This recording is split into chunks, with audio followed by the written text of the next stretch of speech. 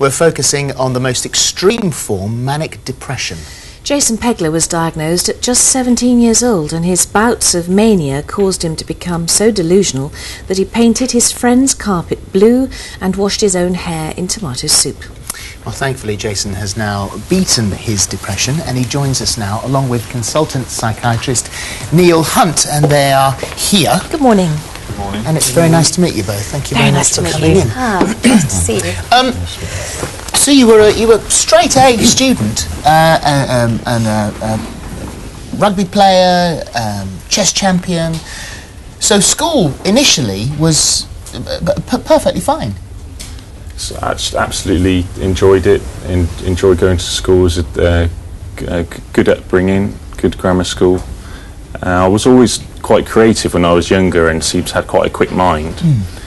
But then when I was 17, when I was taking my A-levels, I was actually revising for Oxford University entrance exam, and I'd overworking and actually taken some ecstasy at a nightclub. I took 2 ecstasy tablets and didn't seem to come down, and 2 or 3 weeks later I ended up in extremely manic and being taken into hospital. And what were you doing? What did you do? Well, I gradually had these different kinds of thoughts where I thought I was extremely creative, and I had this amazing kind of self-confidence, but at the same time I had this kind of paranoia beneath me. So I thought that a nuclear war was going on and I was the only person in the world that could stop it. I thought that I was head of the European Hardcore Committee, which was something that I'd created in my mind to create world peace. So I thought metaphorically that I'd taken 6 billion ecstasy tablets, 1 for everyone in the world, and that was my way of as being a raver at the time of helping create world peace. When all these things are going on in your head, what was the outward sign to the people that you were with? I was talking to my friends about it, and they were obviously just people were very listening to me, but obviously thinking, Jason's gone crazy. But people were still being nice to me, and it was my family were really concerned. My father took me to my GP, didn't know what to do, and it wasn't until basically I thought I was jealous I couldn't play the guitar as well as Jimi Hendrix, so I actually threw my guitar out of the window where I lived, and my dad called the police and the ambulance because he was just so worried about me. And then they gave me the option of, I wasn't arrested or anything, they said, look, would you like to go into the ambulance or would you like to go into the police car? And I thought I was playing a game, so I said, I'll go into the police car. And it wasn't until 6 weeks later that I'd been in a mental hospital in Gloucester for 6 weeks. I didn't realise until 6 weeks later actually where I was, and I just had this kind of vision, epiphany 6 weeks later, oh my God, I'm in a mental hospital. And but straight away I realised that I could cope with it mentally. I thought the only way I'm ever going to get over this is to psychoanalyse myself and create a Hollywood blockbuster movie about my experiences, because I wanted to be a film director at the time. I was a big fan of Quentin Tarantino. And at the same time I looked at everyone in the ward and I felt I need to help these people, because I felt humiliated for being in there, and that was something that wrong. So having manic depression is something that it changed me as a person, because until then it was a joke with my friends, loony bin, have a few drinks, and it completely changed me. It made me. So you'd had episodes, did you, before this major one with the ecstasy? No, it's kind of gradual. So what happened is over a period of weeks I become more delusional, more manic.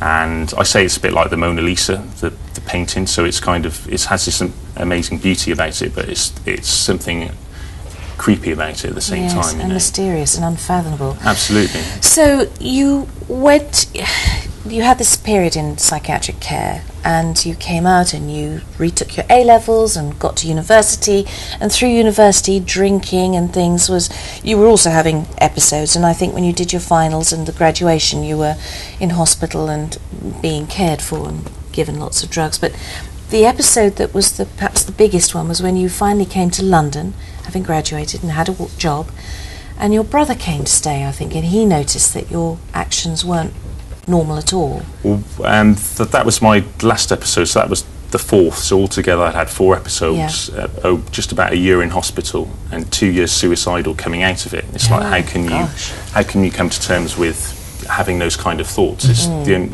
only way. It's very, very difficult. So that episode was the last one that I had, and I can remember being in my flatmate's house, and like as you said in the introduction, I poured a can of soup over my head. But when you're manic, you're in this, at that level, you're in everything. Mind's completely different. You can't imagine what it's like to experience things like that. It's just, it's terrifying. I would have thought at times when you. Absolutely. It's kind of a sort of, magical terror. Yeah. And I think that, but of course, that was 6-7 years ago, and then things got better then. Well, I mean, in that particular episode that Fern was talking about, I sort of made a list of the things that happened there. This is when you ate the 24 eggs, you gave the cat a fried breakfast, you thought the CDs were flying saucers, you thought the flat was becoming Noah's Ark, so you were building a bridge, you painted the carpet blue, all these sort of things, which the people around you must have been very disturbed at your behaviour. And concerned. My brother was obviously, really concerned. What happened is my flatmate was out at the time, so and my brother wasn't there. He just popped round really. So I'd completely everything in the flat. I'd different colours I'd put in different rooms. So I'd reorganise the flat, and I thought I was telepathically working with George Lucas to make the manic Star Wars.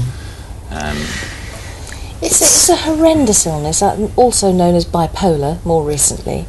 And you've been well for 6 years, I think. 6-7 years.